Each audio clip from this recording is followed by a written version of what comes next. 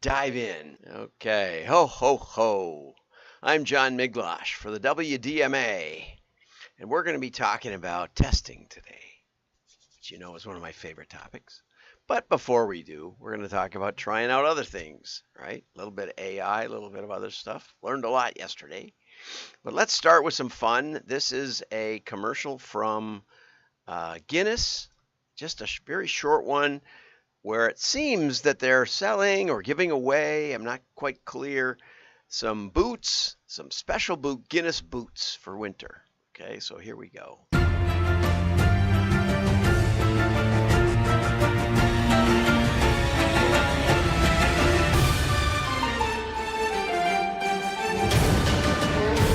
And the way they walk in the snow, it makes it look like there's footprints in the snow that look like pints of Guinness. Okay, so it says register your interest at Guinness.com. So I'm not that interested because the truth is they had a very special snow right there. Maybe it's not even real. And you know, to get it just like that, I mean, yeah, you got to have effects for the camera. But let's get over to the PDF and see what more we can find out about it. Okay. Oops, I just closed the PDF instead of the footprints in the snow. Okay, so one of the reasons that I was interested in this is Mark Ritson called it out. So I always am interested in what he thinks is good and what isn't. You can see the little footprint there. It actually looks like a pint with a, you know, with the foam on the top, a head of foam, I guess you'd say. So Amy Houston says the brand has legitimately made boots to be worn in the snow. They leave an impression. Okay. And of course, here Perot says everybody leaves an impression. There's always footprints somewhere. So anyway, AMV BBDO, I've heard of BBDO, must be a new merger, made pint-shaped markings in the white snow. And the foot pints, or you could say footprints in the snow, playfully mimics the seriousness and gleam found in sneaker launches. And see, I don't watch sneaker launches, so I don't know anything about that. Jennifer Gleason says at Diego, which I guess has bought Guinness, building upon our famous Christmas footprints board, we're launching this fun campaign underlining the iconic Guinness serve while celebrating the festive feast and the pubs that play a key role in culture and communion, especially through winter. Okay, so anyway, here's Mark Ritson posted, too good. I don't know. I just don't know. I guess I'm a snow critic. Okay, so yesterday, we have a follow-up story. Yesterday, Sarah Fletcher sent me this, or the day before, she sent me this article where she tried out, she thought she could get a very simple request. She tried it with Adobe Express AI Generator. And she said, use the words 3 easy ways to get more sales this season with a festive Christmas look and a red Santa hat on the 3. And so Adobe got back to her with absolute gibberish and a 3 and none of the words even spelled right except sale, and a hat stuck randomly, and some snowflakes in the background. None of these are actually readable. And so then she got to Canva, and that got the words right and even added a secondary sort of phrase that did make sense.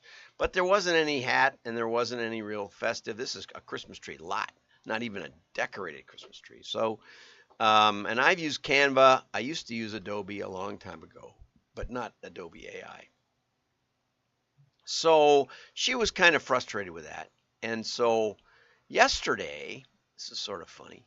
Yesterday, I saw this post from Todd Meisner. And Todd and I go back a little ways. I used to pick up yesterday or the day before, I was talking about selling printing in in 1978, and I used to go over to Jim Meisner's house, Todd's dad, in Merton, Wisconsin, and I would, you know, ring the doorbell. It was just a house. In those days, there weren't that many people with home offices. And I'd walk in, and Jim would greet me, and we'd go into his, his home office, and he'd hand me some artwork, and I'd take it over to Wisconsin Graphics in Okauchee, and then I would probably drop it off because I lived in the town of Merton, so I lived pretty close to Jim. And then Jim moved to a real studio. He hired some people and hired one of the guys from Wisconsin Graphics as one of his artists. And that studio was even closer, but I think by then I'd moved on to other industrial instrumentation and another job. But he was right on the corner, and then he was buying so much printing in about 85 or 83 or someplace in there that he decided to buy a printing press and start printing. And he eventually moved over to Sussex, which is not far from Quad, and got color presses. He named his company when he moved into the office building. He named it Black Ink. And then he changed the name to Color Ink as they moved over to Sussex and did lots of color printing. And so Todd is now the CEO. But anyway, Todd had a post yesterday, and Austin grew up with my kids, so I once fell on top of Austin trying to play soccer as an old man. Anyway, I made the list. It's a good thing that Santa grades on the curve. Seriously, this image is AI generated with just a few keywords. Okay, so Todd made this post yesterday, and I looked it over, and I thought it was pretty good, and what was nice about it was he had the nice list, and he had Todd, Toddy, and a couple other people that I can't read now. Well done. Santa only has 3 fingers, but that's kind of common for cartoon characters. So it's a kind of a in between a cartoon and an illustration, I would say. Anyway, so I wrote to Todd and I said, what tool did you use? And he wrote back and said, I used Bing Image Creator. So I didn't know too much about that. I have literally never tried this before because, I see Sarah's articles and others that make it sound like it's hard. And so he said it's free and anyone can use. So I went on there and I tried. Well, I thought, what would be fun is if I could try and replicate Sarah's experience and see how Bing Creator did. And so I thanked Todd and I went down and I said, create, and you have to have a user ID on Microsoft, which I've had for probably decades. So it logged me in and I said, create image with a Christmas holiday background with the phrase 3 easy ways to get more sales this season and a little Santa hat on top of the 3. Okay, so I kind of thought about it as I would think about painting a picture. So in a picture, you'd probably color in this background dark, and then you'd maybe lay the trees over it, and then maybe all the way, you'd get the background all the way down to the bottom, to the horizon line here. And then you might use gouache to do white and do the lettering over the top of or if you had acrylic, you'd do that last, certainly, because you don't want to try and fill in this dark, in between all the letters. It would never work. So you'd start with the dark, and then you'd put in the white on top of it if you were in oil or acrylic or gouache. And you might put the pine trees in, also same thing. And so I thought about it from the back to the front and then put the hat on. And because you got to kind of think like a computer. And so this was what it came up with. It has ways with 2 S's and more with 2 E's. And this one, it didn't quite get it, but it's very festive. It's got little Christmas presents and everything. And this one, also very festive, 3 easy ways, and then to get. I thought it was interesting that it recognized that to get was less important than the more sales, right? So the preposition, I would say, to get more sales. Um, this season, or maybe that's the verb, I don't know. Anyway, this one was probably, I would say this one was probably usable. This one, 3 easy, well, they forgot in this way, ways, they forgot ways, so you maybe wouldn't want to use this one, but very, very festive. And this one I thought was absolutely usable, 3 easy ways to get more sales. Would have been nice if the 3 was a little smaller and the to get was lined up here so you didn't, my wife said it looked like easy ways, more sales this season. But even then, you're getting the gist of it, right? And so, I would say it was pretty much a win, right? Win for Bing. Now, that said, it was interesting because I'm in a group where we do art. They say every day, but I don't do it every day. But we try to paint. I'm learning watercolors thanks to Daniel Smith and John Cogley, and we're doing prompts now. That means they give a word out or something, and so they gave out the word pickle, and everybody's doing German pickle ornaments with like on a tree or something. It's a German tradition. We used to have an old pickle ornament from my grandmother, I think. It probably was 100 years old or more. I don't know if we've got it anymore. My wife didn't. She's Italian, so she didn't get it. I didn't know what it was either until this pickle thing. So I typed into the AI German pickle ornament on a tree, and it gave me pictures of them, but it wasn't, there was only one or so that I could use out of 12. And then it also just offered me images, and the images were much better. And so it isn't necessarily better to use AI. Now, if you're going to put the wording in, then you kind of have to, and you gotta, but not really. I've many times just taken an image and flipped it or something, and then put words over the top of it in white on dark typeface.